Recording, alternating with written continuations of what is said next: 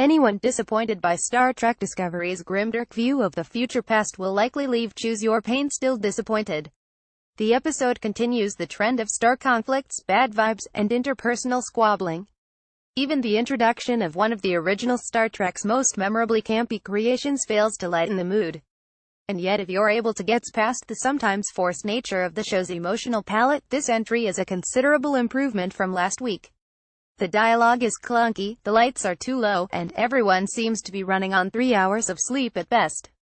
Yet the structure is sound, and the efforts to develop members of the ensemble outside of Burnham and Lorca are promising.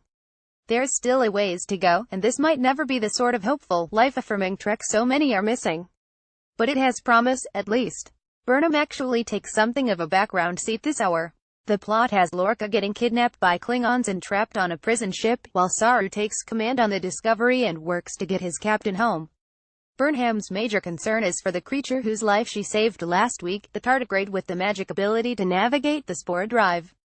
As suggested at the end of the previous episode, the animal suffers each time the drive is put into effect. Given that the Discovery has been busy hopping around the galaxy, the tardigrade is in considerable pain, and Burnham is determined to find a solution to ease the beast's suffering.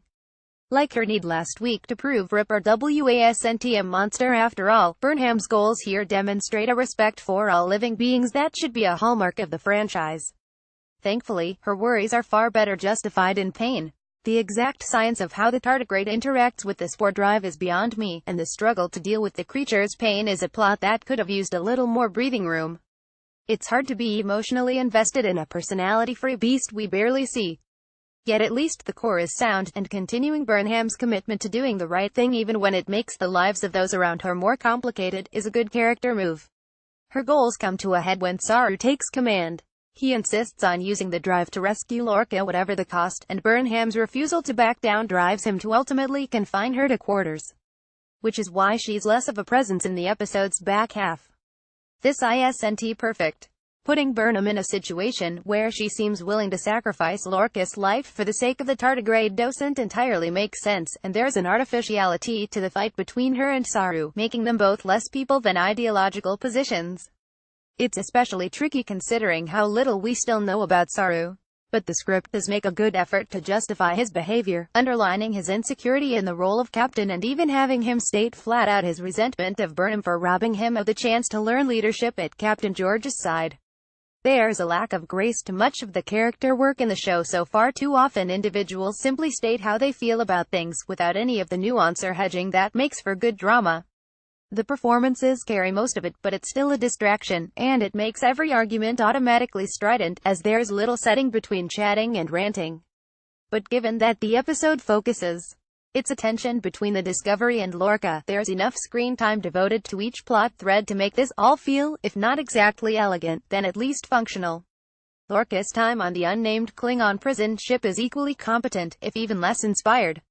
The introduction of Harcourt Fenton Mud Rain Wilson is a potentially interesting bit of fan service. Mud's 2 appearances in the original Trek are both decent episodes, with the second, Mud, being a standout of the series. Wilson's version is significantly less flamboyant than Roger C. Carmel's turn in the role, which isn't exactly a surprise. Carmel's play to the rafters approach has its charms, but wouldn't fit well in on modern television, especially not on a show as serious as this one. Still, Wilson is at least allowed a sense of humor, which is a nice change of pace, and while the character doesn't come across as much more than a garden-variety scoundrel, he's not bad at all. Lorca ultimately abandons him on the ship when he realizes Mud has been betraying his fellow inmates. This Mud takes the original scheming and self-regard to its natural, cynical conclusion, and while it's always possible we never see the character again, his screamed vows of vengeance suggest otherwise. The downside being that, given that we know the character has a history with the series, it won't be as much of a surprise when he returns. As for the rest of the captain's time in captivity, it's standard guy in captivity stuff. Lorca deals with being tortured as well as you'd expect, and the discovery that he's responsible for blowing up the last ship under his command is useful character development, though not much of a surprise. The USS Buren had been captured by Klingons, and Lorca destroyed it to save his crew from torture and a public death. It was already evident from his first appearance that Lorca was the kind of officer that had to have a dark past, and to have that confirmed at least means we won't have to wonder about the details anymore. He rescues a new character, LT. Ash Tyler Shazad Latif and his escape from the Klingons, which means yet another dude on the Discovery. Really, the biggest problem with Pain is how relatively familiar so much of it is. DSC was billed as a new approach for the franchise, but if new approach is just hey, remember Battlestar Galactica, I'm not convinced it was worth the effort. The episode holds together well enough, and Saru and Burnham's conversation near the end provides a fine grace note for their arc in the hour. The confirmation that Dr. Culber and Stamets are dating is good to have, though both characters remain underrealized.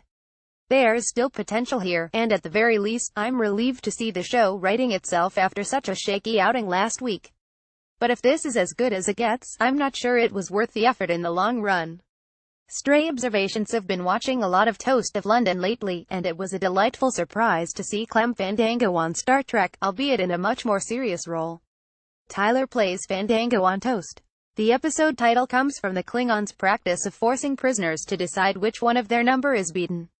The execution of the idea is endemic of the show's deepest flaw. It's a potentially powerful concept that's used in a largely perfunctory way, seeming mostly to be there just to make the audience think how dark everything is.